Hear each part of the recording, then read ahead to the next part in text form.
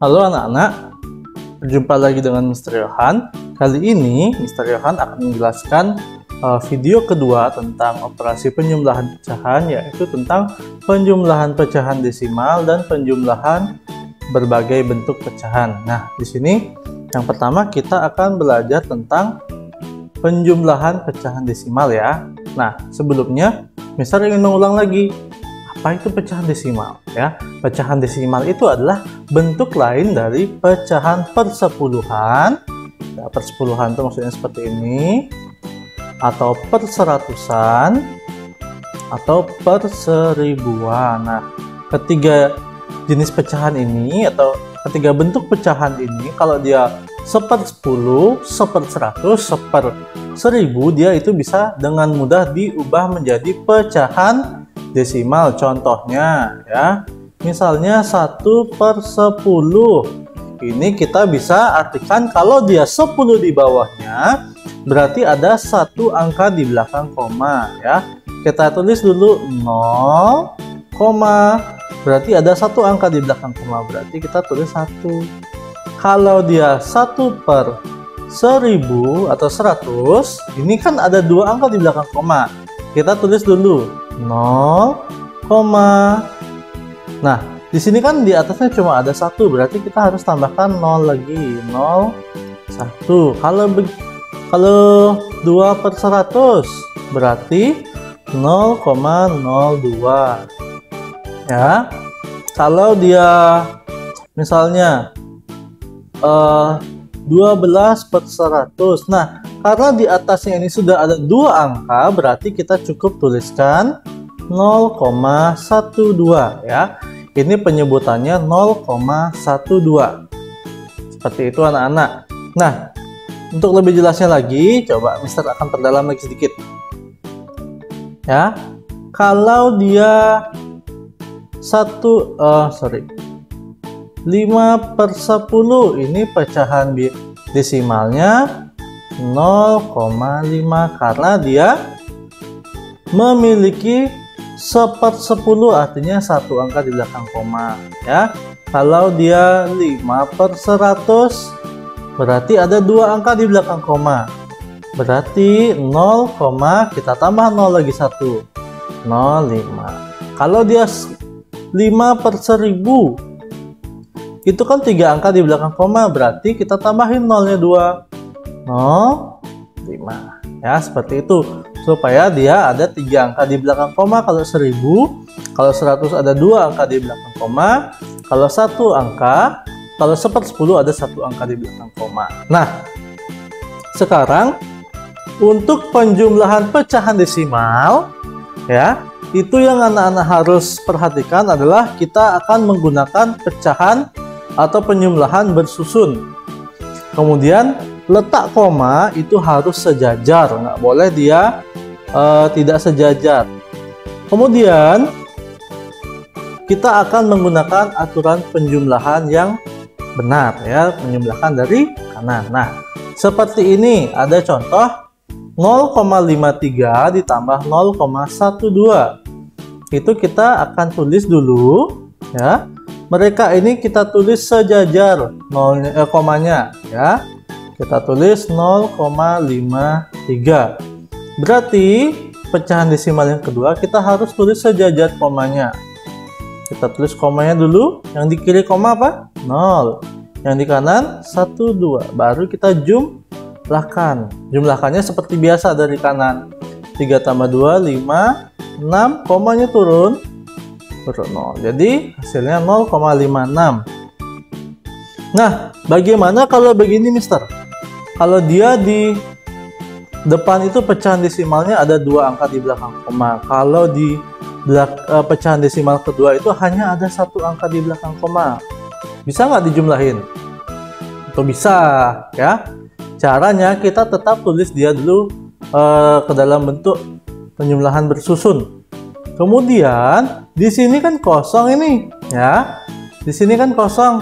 Di sini kita bisa tambahkan 0 ya. Kita bisa tambahkan 0. Jadi misalnya yang di sini dua angka, yang di sini satu angka. di sebelah kanan angka terakhir ya, di sebelah kanan angka terakhir kita bisa tambahkan 0. Ya, bisa tambahkan 0. Jadi dia 0,10 ya. Oke, kita jumlahkan sekarang seperti biasa. 4, 7, 0, isi koma. Ya.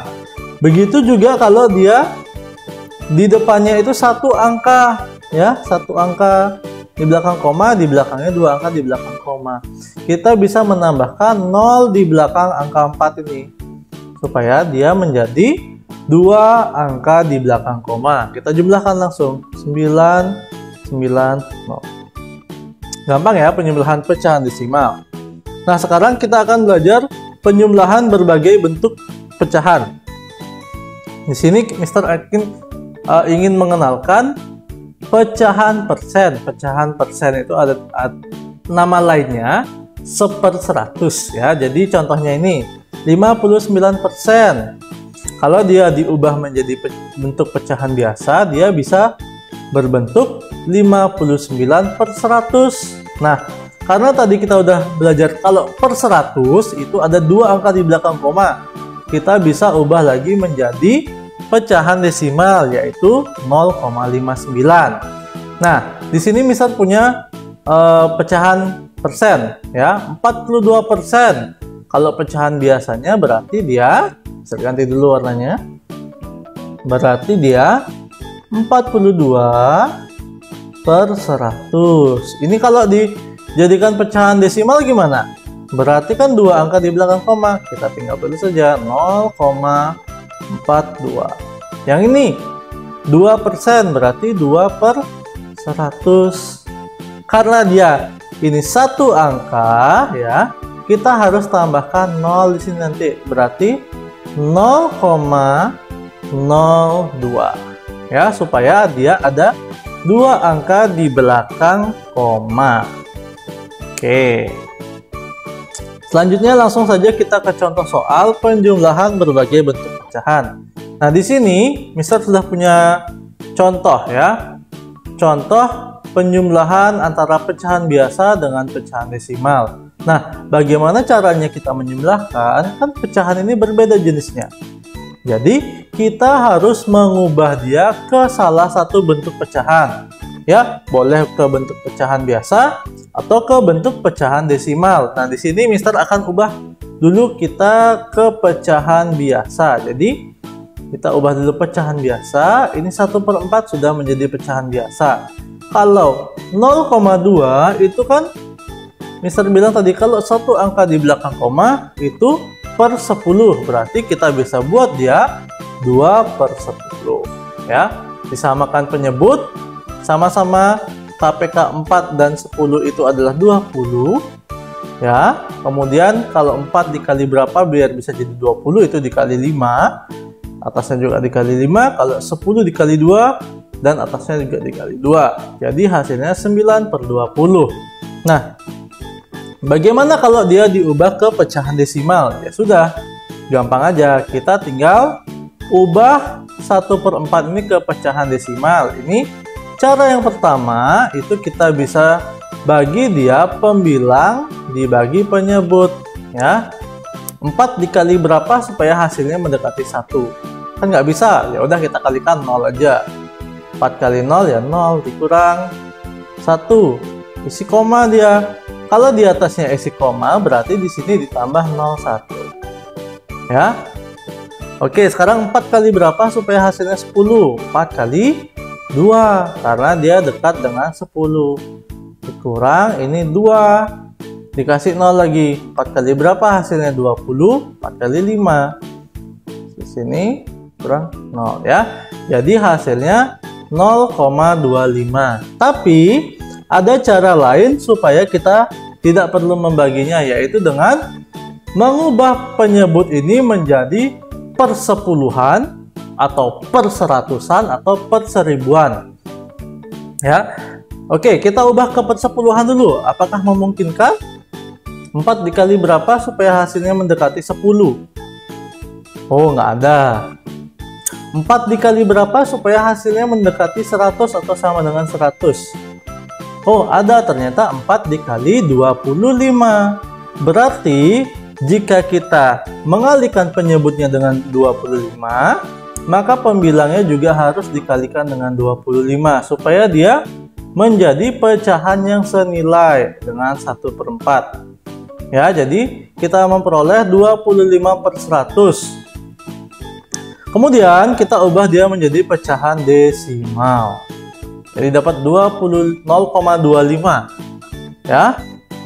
Sekarang kita jumlahkan. 0,25 ditambah 0,2 itu hasilnya 0,45. Nah, di sini misal punya soal lagi. Persen ya. Dengan pecahan biasa. Kita pakai cara pertama, kita ubah ke pecahan biasa. Ya, 25% ini kita ubah ke pecahan biasa. Jadinya berapa? Ya, 25/100 ditambah 1/5. Sekarang samakan penyebutnya. Ya, penyebutnya adalah 100. Ya, 100 penyebutnya. Oke, 100 ini untuk menjadi 100 dikali berapa? Dikali 1. 25. 5 untuk menjadi 100 dikali berapa? Kali 20. Ya. Dijumlahkan saja. 45/100. Ya, gampang. Ini 45/100 ini bisa kita ubah menjadi persen, yaitu 45%. Oke. Ya. Kalau kita pakai cara yang kedua, kita ubah ke persen, ya. Jadi 25% ini tetap. Sekarang 1/5 itu gimana caranya kita mengubah ke persen? Berarti kan 1/5 ini kita harus kalikan penyebutnya supaya menjadi 100. Gimana kalinya? Ya, dikali 20. Kalau penyebutnya dikali 20, pembilangnya juga harus kali 20. Ya, 20/100. Kita jumlahin aja. 20/100 ini ubah ke persen. Jadinya 20%. Kita tinggal jumlah 25% ditambah 20%. Ini sama, tinggal dijumlah. Ya, jadi 45%. Nah, seperti itu anak-anak. Untuk video kali ini, Mister harap anak-anak bisa mengerti dengan baik bagaimana penjumlahan pada pecahan desimal maupun penjumlahan di berbagai bentuk pecahan. Oke, sampai sini dulu videonya. Terima kasih. Apabila ada pertanyaan bisa ditanyakan ke Mister Yohan langsung atau ke Miss Maria. Terima kasih. Tuhan Yesus memberkati.